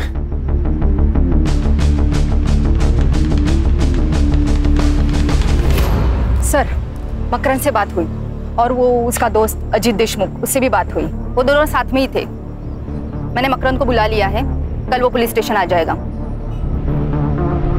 अरे बैठ ना मकरन. सुधर भाऊ दांड का घ्या जरा आपला. आलो. क्या रे? हाँ? 3 दिवसापासून फोन बंद करून बसलायस. तेरे को क्या लगा तू फोन बंद करके बैठेगा तो तेरे को हम भूल जाएंगे? हाँ, तेरे को पकड़ नहीं पाएंगे. बोल. सच सच बता, क्यों भागा था घर से? क्या करता मैं उस घर में रहकर? मुझे उस प्रिया की शक्ल भी नहीं देखनी थी. उसने धोखा दिया है मुझे और मेरी फैमिली को. मतलब? प्रिया कंसीव नहीं कर पा रही थी, इसलिए हम डॉक्टर के पास गए. स्कैन किया, जब मैंने रिपोर्ट देखी तो मैं पागल हो गया था. इतना बड़ा धोखा. हाँ, तेरे पास यूट्रस ही नहीं है तो बच्चा कैसे होगा? ये क्या कह रहे हो आप? मुझे कुछ समझ नहीं आ रहा है. 2 साल पहले ही तेरा यूट्रस निकाल दिया और तू कहती है तुझे कुछ भी पता नहीं. पागल समझा है मुझे? जानवर हूं मैं जो तेरे बाप ने मेरे सामने ये मांस का टुकड़ा डाल दिया? ना तू पूरी बीवी कहने लायक है ना पूरी औरत. जो औरत बच्चा पैदा नहीं कर पाए वो औरत कहलाने के लायक नहीं. तो जैसे लोगों के लिए अलग अस्पताल होना चाहिए, इलाज की जरूरत तुझे है. देखिए सर, ये सारी बातें है ना आपकी शहर में ठीक है, लेकिन हमारे यहाँ शादी के बाद अगर बच्चा ना हो तो वो शादी नहीं मानी जाती. अच्छा, तो अधूरी शादी को पूरा करने के लिए अफेयर किया तूने? क्या बकवास कर रहे हो आप? ये सब. अरे सर रहने दीजिए. अरे मैं देखता हूँ ना इसे. अरे बकना आगे और उसके बाद उल्टा जवाब दिया ना, समझ लेना. बताता हूँ. प्रिया से दूर रहने के लिए मैं मेरे दोस्त अजीत के पास सातारा में रहने गया. वहाँ मेरी मुलाकात अजीत की बहन कविता से हुई. हम दोनों एक दूसरे से प्यार करने लगे और हमने शादी करने का फैसला किया. मुझे प्रिया से और प्रिया की फैमिली से कोई दुश्मनी नहीं है. बस मुझे खुश रहना है. तू जानता था संदीप और प्रिया की दोस्ती के बारे में? अगर मुझे उन दोनों पर शक होता तो सबसे पहले मैं प्रिया को मार देता, संदीप को नहीं, क्योंकि प्रिया ने मुझे फंसाया है, संदीप ने नहीं. अगर उन दोनों में कुछ होता भी ना तो सबसे बड़ी खुशी मुझे होती. जान तो छुट्टी उस प्रिया से. ठीक है, जा. और सुन, कितना भी जरूरी काम हो, बेल कड़ी छोड़ के जाने की गलती मत करना. ठीक है सर. मकरन सच कह रहा है.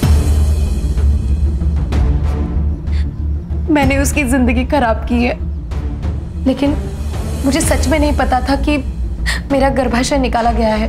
तुम जानती हो ये मुमकिन नहीं है. मतलब तुम्हारा ऑपरेशन हुआ और तुम्हें पता ही नहीं चला? वो मैं प्रेग्नेंट थी. आई वॉज रेप्ड और मेरा बलात्कार करने वाला कोई और नहीं था, मेरा बाप डॉक्टर राजा आठवले. बाबा के गुजर जाने के बाद हमारी हालत बहुत खराब थी. मैं सिर्फ 14 साल की थी और नीता 10 साल की. हमारे खातिर आई ने दूसरी शादी की, लेकिन एक रात मैंने देखा वो डॉक्टर मेरी आई के साथ बलात्कार कर रहा था. एक मिनट, बलात्कार? हाँ, वो आदमी राक्षस से कम नहीं है. सेक्स के लिए पागल है वो. मेरी आई को तकलीफ में देखकर उसे मजा आता था. तुम्हारी माँ को ये सब पता था? हाँ, और फिर भी वो चुप रही. मुझे पता है ये सब बहुत गलत है, पर अगर डॉक्टर साहब ना होते तो हम किसी रोड पे खड़े होते और आता जाता हर कोई तुम्हारी इज्जत से खेलता. यहाँ पे तो बस एक ही. मैं तुझे पुढे हाथ जोड़ते, किसी से कुछ मत कहना, कुछ मत कहना. फिर 2 साल मेरे साथ ये रोज होता रहा. जब मैं प्रेग्नेंट हुई तो आई ने मेरे अबॉर्शन के साथ मेरा गर्भाशय में निकलवा दिया. और ये बात मुझे मकरन से पता चली. बहुत गुस्सा आया था मुझे. क्यों आई, क्यों? मुझे लगा था शादी के बाद मेरी तकलीफ कम हो जाएगी, लेकिन तूने मेरी शादी भी तोड़ दी. मकरन मुझसे अलग होना चाहता है, मैं क्या करूं? हाँ, फिर से तेरे पास आके रहूं और बार बार तेरा पति मेरा रेप करे. यही चाहती है ना तू? यही चाहती है ना?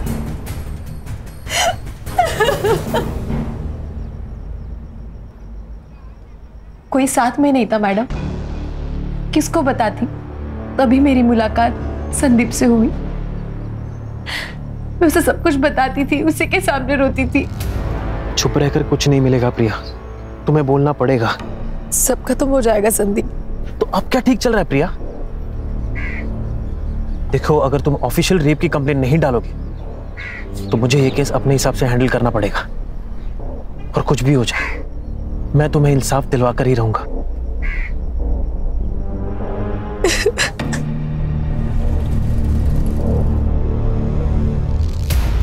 वो मुझे इंसाफ दिलाना चाहता था। इसके पहले ही संदीप कुछ करता, किसी ने डॉक्टर के खिलाफ रेप की कंप्लेंट शिकायत पेटी में डाल दी, केस फाइल हुआ, लेकिन हुआ कुछ नहीं। इसलिए मैंने उसको सब सच सच बता दिया। डॉक्टर राजा आठवले असल में डॉक्टर है ही नहीं। आई ने मुझे बताया था कि वो सतारा में लैब टेक्नीशियन था। 12 साल पहले वो जलगांव आया और फिर उसने डॉक्टर की प्रैक्टिस की है। संदीप इसी की इन्वेस्टिगेशन कर रहा था।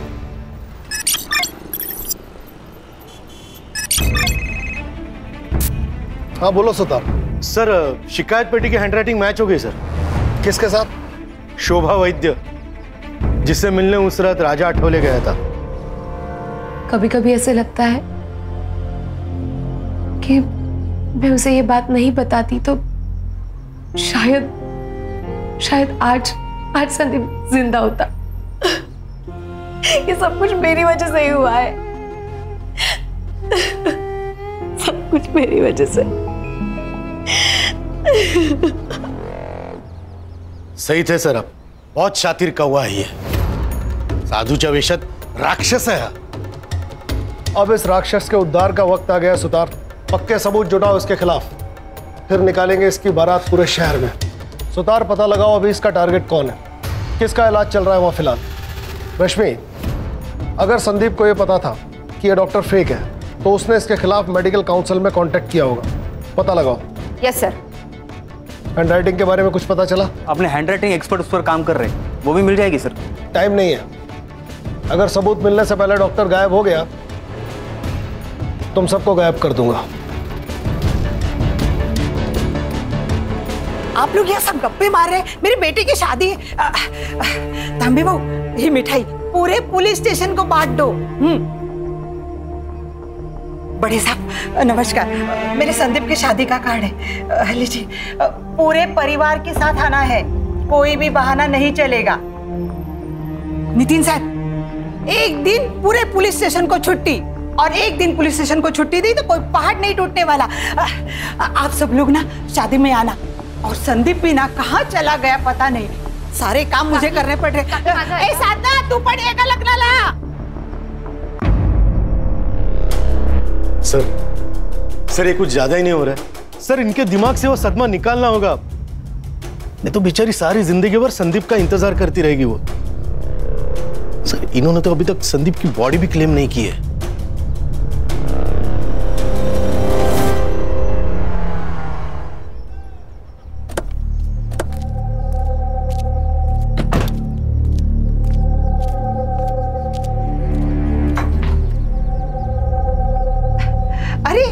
आप सब लोग आ गए, बहुत सारे काम पड़े हैं।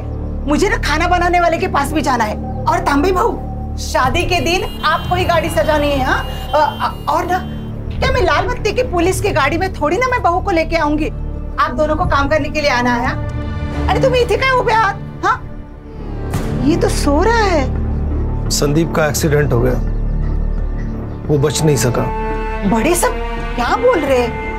ये तो सो रहा है। संदीप अब नहीं रहा काकी, आखिरी बार उसका चेहरा देख लीजिए।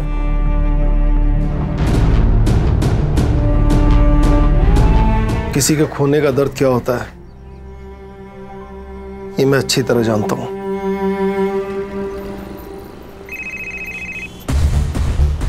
हाँ बोलो सुतार। सर, शिकायत पेटी की हैंडराइटिंग मैच हो गई सर। किसके साथ? शोभा वैद्य, जिससे मिलने उस रात राजा आठवले गया था। तुम्हारी हैंडराइटिंग इस लेटर से मैच हो रही है, जिसमें तुमने लिखा है कि देव मानुस ने तुम्हारा बलात्कार किया है। और उसी देव मानुस ने कहा कि संदीप के मर्डर की रात वो आपके साथ था, आपसे मिलने आपके घर गया था, जबकि आपके फोन की लोकेशन उस रात डॉक्टर के क्लिनिक की थी।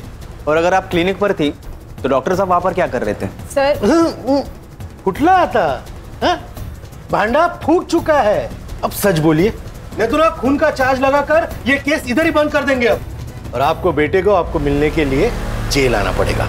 मैंने कुछ नहीं किया सर, सिर्फ झूठ बोला है मैंने कि उस रात डॉक्टर साहब मेरे साथ थे। उन्होंने मुझे धमकी दी थी, इसलिए मैंने झूठ बोला। तो अब सच बोल दो। एक दिन मेरी तबीयत खराब हो गई थी, मैं डॉक्टर साहब के पास गई। बस सब ठीक, अब तुम्हें आराम ही आराम मिलेगा।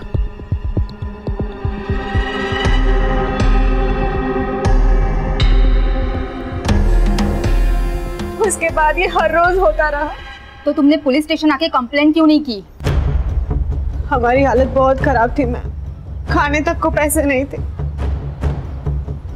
डॉक्टर साहब आते, मुझे पैसे देते थे, और उसके बाद मुझे अपने आप से घिन आने लगी। मुझे ये सब बंद करना था सर, इसीलिए मैंने शिकायत पेटी में चिट्ठी डाल दी। तो जब पुलिस आपके दरवाजे आई तो सच क्यों नहीं बोला? डर गई थी सर मैं कि अगले दिन अगर डॉक्टर साहब छूट के आ जाते वो मुझे भी मार डालते। मुझे भी? मतलब? उस रात डॉक्टर साहब ने मुझे क्लिनिक बुलाया था, वहां संदीप सर भी आए थे। डॉक्टर का धर्म होता है जिंदगी देना, जिंदगी लेना नहीं। पर ये तू नहीं समझ पाएगा, क्योंकि तू डॉक्टर है ही नहीं। इंक्वायरी की है मैंने तेरी, ये जो डिग्रियां लटकाई हुई है ना, सब फेक है। कौन यकीन करेगा रे तेरा? देव माणूस है मैं, देव माणूस। दफा यहां से, तेरा पैसा पहुंच जाएगा स्टेशन में। उसका यूट्रस निकाल दिया ताकि वो फिर से प्रेग्नेंट ना हो पाए। तू देव मानुस नहीं है, तू राक्षस है, राक्षस।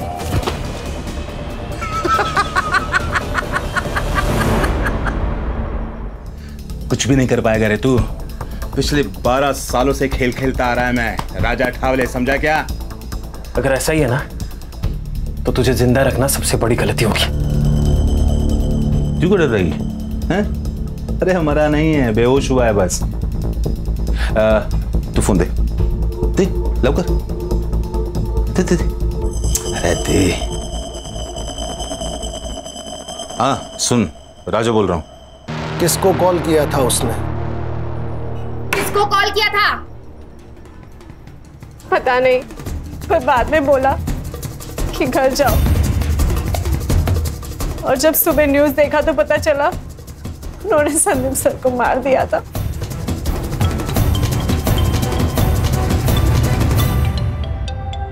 उठाओ, लाउड स्पीकर पे लो। क्लिनिक पर अभी कोई नहीं है, जल्दी आ जा, अभी तुरंत। चलो उठा के लाते हैं इस देव मानुस को। सर इसको ना मैं ही मारूंगा।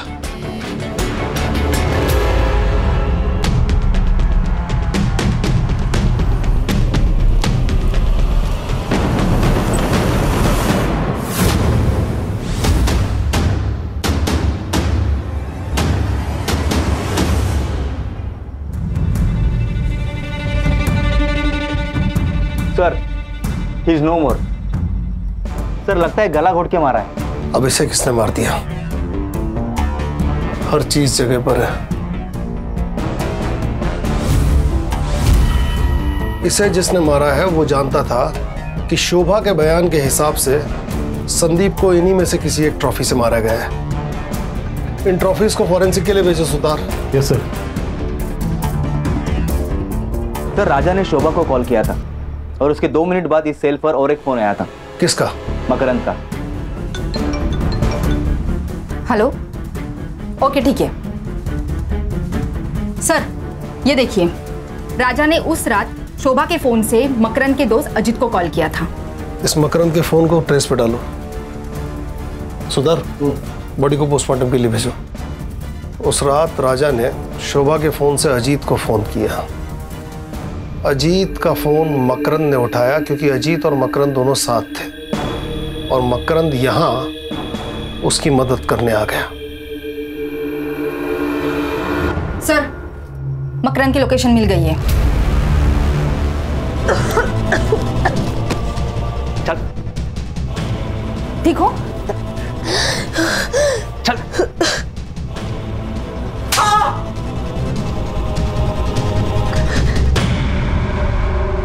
पोकर दाढ़ी। बोल तो गया था पटापट। मैंने और कविता ने शादी करने का फैसला ले लिया था, लेकिन मेरा बिजनेस ही अच्छा नहीं चल रहा था और ये बात अजीत को पता थी। उसने तो मेरे सामने शर्त ही रख दी थी, अगर मेरी बहन के साथ शादी करना चाहते हो तो तुम्हें 25 लाख रुपए जुटाने पड़ेंगे। मैंने तो टेंशन के मारे घर ही जाना छोड़ दिया था, लेकिन मुझे प्रिया का कॉल आया था। उसने मुझे बताया कि डॉक्टर साहब ने उसके साथ जबरदस्ती की थी और उसी की वजह से वो प्रेग्नेंट हुई थी। लेकिन ये बात जब डॉक्टर को पता चली तो उसने उसका यूट्रस ही निकाल दिया था। लेकिन ये सारी बातें सुनकर मेरे दिमाग में पैसा कमाने का रास्ता नजर आया। मेरा बलात्कार करने वाला कोई और नहीं था, मेरा बाप डॉक्टर राजा अठवले। अच्छा हुआ ना मैं कॉल रिकॉर्ड करता हूँ, नहीं तो ये एटीएम कार्ड मेरे हाथ में कैसे लगता। अब जब मैं बोलूँ तब मुझे पैसे देते रहना। नहीं, टेंशन की कोई बात नहीं है, मैं किसी को कुछ नहीं बताऊंगा। लेकिन हाँ, अगर मुझे पैसे नहीं मिले तो ये ऑडियो क्लिप वायरल हो जाएगी, फिर तुम और तुम्हारी बेटी दोनों मिलकर खुदकुशी करना। हर महीने मुझे पैसे मिलते रहे और मैं जुटाता रहा, लेकिन प्रिया मुझे बार बार कॉल करके तंग करती रहती थी, इसलिए सातारा जाने के बाद मैं फोन ही बंद कर देता था। उस रात डॉक्टर साहब का कॉल अजीत को गया था। हाँ सुन, राजा बोल रहा हूँ, एक काम है तुझसे। 1 घंटे में 10 लाख कमाएगा? हाँ, कैसे? एक बॉडी को ठिकाने लगाना है, एक्सीडेंट लगना चाहिए। हाँ ठीक है। मैंने तुरंत हाँ कर दी क्योंकि मुझे पैसे जुटाने थे। अजीत का तो ट्रांसपोर्ट का बिजनेस था ही, इसलिए मैंने बिना बताए उसकी गाड़ी लेके बेलकड़ी पहुंचा तो मुझे पता चला कि वो एक पुलिस वाला था। जलगांव के बेलकड़ी गांव पुलिस चौकी के पीएसआई संदीप गवई की बेरहमी से मौत हो चुकी है। डॉक्टर साहब ने मेरे साथ बहुत बड़ा गेम खेला था, उसकी आइडेंटिटी मुझसे छुपा कर रखी थी। डॉक्टर राजा तुझे बाद में भी पैसे देता था ना, सोने का अंडा देने वाली मुर्गी को मार क्यों दिया? मुझे टिप मिली थी। डॉक्टर साहब ने अपनी जमीन बेचकर 3.5 करोड़ रुपए जमा किए थे, लेकिन जो खरीदार था उसकी एग्रीमेंट होने से पहले ही मौत हो चुकी थी, तो बेसिकली ये पैसा ब्लैक हो चुका था। मैंने सोचा क्यों ना पैसा ये मेरा हो जाए, इसलिए मैंने वो पैसा डॉक्टर साहब से कैसे निकलूं ये प्लान बनाया। मकरंद, मैं तुम्हें 10 लाख रुपए दूंगा, 1 लाख रुपए एक्स्ट्रा भी दूंगा। अरे नहीं चाहिए तुम्हारे 10 लाख, मुझे तुम्हारे 3.5 करोड़ रुपए चाहिए। 3.5 करोड़? हाँ, जो तुमने मुझे धोखा दिया है ना। प्रिया को क्यों मारना चाहता था? डॉक्टर साहब की मौत की तलवार मेरे सर पर हमेशा रहती थी, इसलिए उन दोनों को मारकर उनकी मौत में सुसाइड बता देता और ऑडियो क्लिप वायरल करने के बाद ये बात साबित ही हो जाती, फिर मैं और कविता आराम से जिंदगी बिता पाती। बहुत सपने देखे तूने, बाकी के सपने अब जेल में देखना। कहा था ना तुझसे, तुझे इलाज की जरूरत है, तो जैसों का बस यही इलाज है। चल चल चल चल चल चल छोड़ दो, चल। इस केस में आरोपी मकरंद साठे को पीएसआई संदीप गवाई और राजा अठवले के मर्डर के लिए आईपीसी की धारा 302, आपराधिक साजिश के लिए 120B और सबूतों से छेड़छाड़ के लिए आईपीसी की धारा 204 के तहत 10 साल की सजा सुनाई गई। क्राइम पेट्रोल्स के और भी दिलचस्प कहानी देखने के लिए हमारे चैनल को सब्सक्राइब करें और बेल आइकॉन दबाना न भूलें।